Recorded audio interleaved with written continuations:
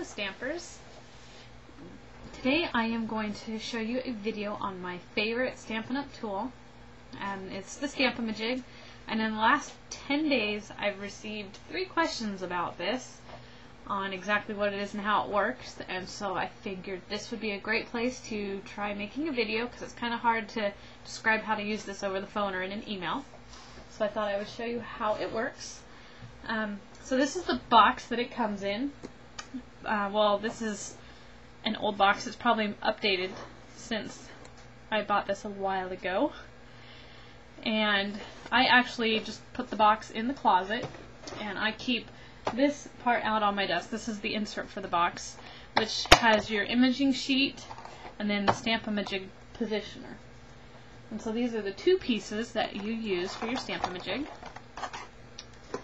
And this is the very first card I ever made on my own away from a workshop, and I will try and get it up a little closer for you, and you can see how my love is not in the center of the circle for the flower. It's off center and it just doesn't look as cute as it could.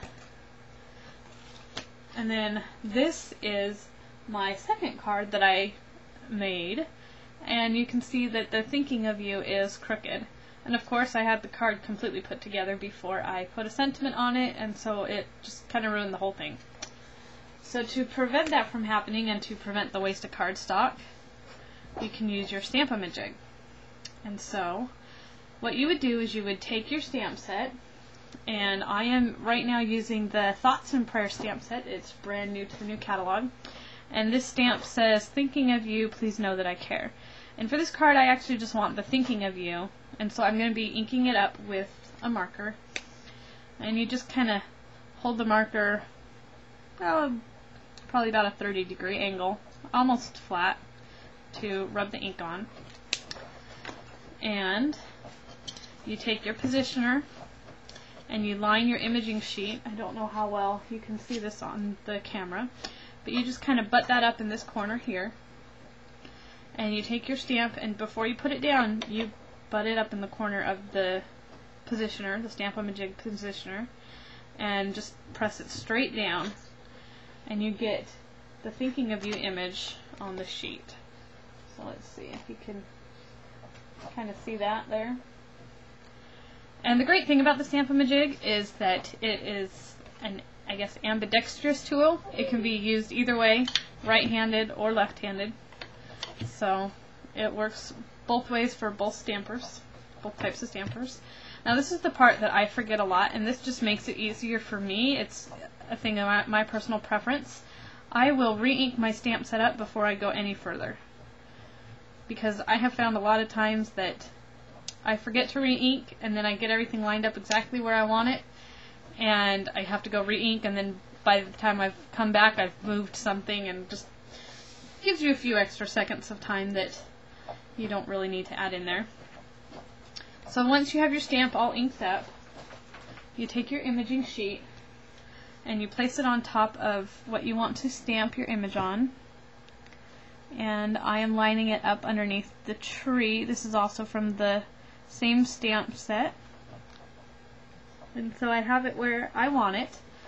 And I will then take my positioner, and you line that up with the edge of your imaging sheet.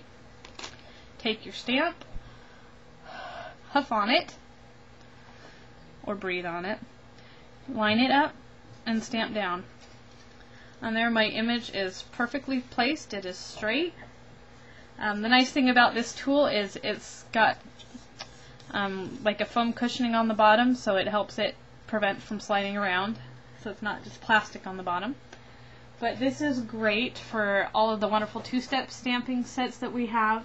It's great for making sure your alphabets are in a straight line if you're trying to write something out, like a title for a scrapbooking page. I use it all the time for my sentiments. This is one of the few things that actually stays out all the time. It doesn't get put in a drawer. And when you want to, this cleans off real easily.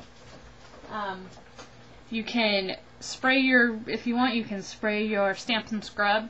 You can use and wipe it off on there. You can use a tissue. I usually just use a baby wipe because with 4 kids, I've got lots of those around. I have a box in practically every room. The person that actually showed me how to use the Stamp-a-ma-jig, she licks hers to clean it off. So whatever your personal preference on cleaning methods, you can clean it off very easily. I hope you now know how to use the Stamp-a-ma-jig and can have perfectly lined up and straight cards. Have a Stamperific day.